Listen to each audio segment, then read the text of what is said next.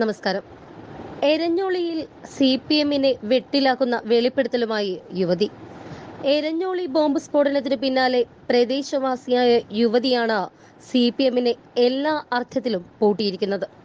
പ്രദേശത്ത് പതിവായി ബോംബ് നിർമ്മാണം നടക്കുന്നതായും പലതവണ പറമ്പുകളിൽ നിന്ന് ബോംബ് കണ്ടെടുത്തിട്ടുണ്ട് എന്നും ഇന്നലെ ബോംബ് സ്ഫോടനത്തിൽ മരിച്ച വേലായുധന്റെ അയൽവാസിയായ സീന പറഞ്ഞു. പേടിച്ചിട്ടാണ് ആരും മിണ്ടാത്തതെന്നും സഹികെട്ടാണ് ഇപ്പോൾ തുറന്നു പറയുന്നത് എന്നും അവർ മാധ്യമങ്ങളോട് പറഞ്ഞു. ഇതോടെ CPM പാർട്ടി ഗ്രാമങ്ങളിൽ ബോംബ് നിർമ്മാണം സജീവമാണ് എന്ന രാഷ്ട്രീയ ആരോപണത്തിന് പുതിയ തലം വരും.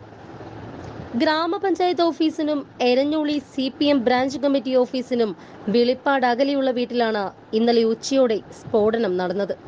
പറമ്പിൽ തേങ്ങ പെറുക്കാനായി എത്തിയ വേലായുധൻ സ്റ്റീൽ ബോംബ് സ്ഫോടനത്തിൽ കൊല്ലപ്പെടുകയായിരുന്നു.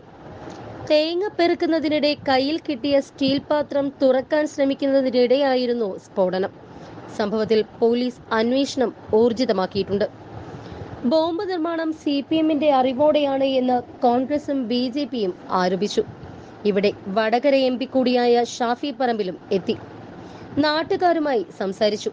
ഇതിനുശേഷമാണ് നാട്ടുകാരി തന്നെ വെളിപ്പെടുത്തൽ നടത്തിയത്. പാർട്ടിക്കാർ ഇതിനു മുൻപും പലതവണ ബോംബ് എടുത്തുകൊണ്ടുപോയിട്ടുണ്ട്. ആളൊഴിഞ്ഞ വീടുകളെല്ലാം ഇവരുടെ താവളമാണ്. പലരും പേടിച്ചിട്ടാണ് മിണ്ടാതിരിക്കുന്നത്. മിണ്ടിയാൽ അവരുടെ വീടുകളിൽ ബോംബെറിയും. പിന്നെ ജീവിക്കാൻ അനുവദിക്കില്ല. ഞങ്ങൾ സാധാരണക്കാരാണ്, ഞങ്ങൾക്ക് ജീവിക്കണം. ഇന്നലെ മരിച്ചത് ഒരു സാധാരണക്കാരനാണ്.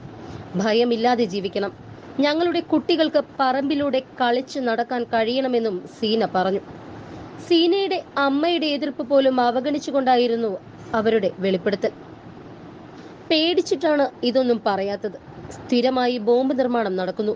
അതിനടുത്ത വീട്ടിൽ വാടകക്കാർ പോലും ബോംബ് കാരണം പേടിച്ചൊഴിഞ്ഞു.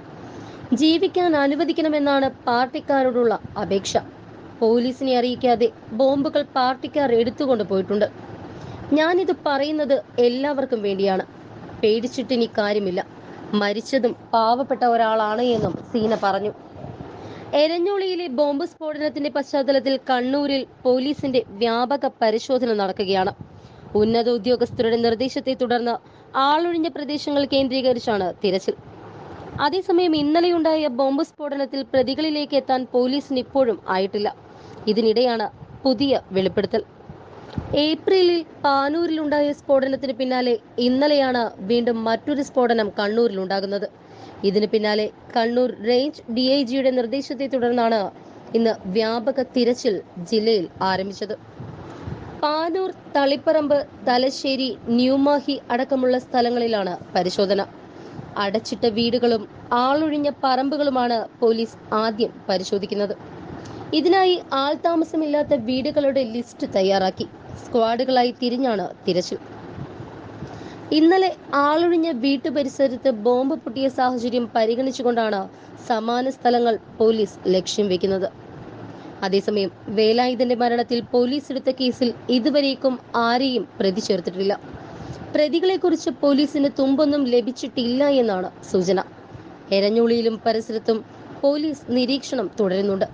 സമീപ ദിവസങ്ങളിലാണ് ബോംബ് സ്ഥലത്ത് കൊണ്ടുവന്നിട്ടുണ്ടാവുക എന്നാണ് പോലീസ് സംശയിക്കുന്നത്.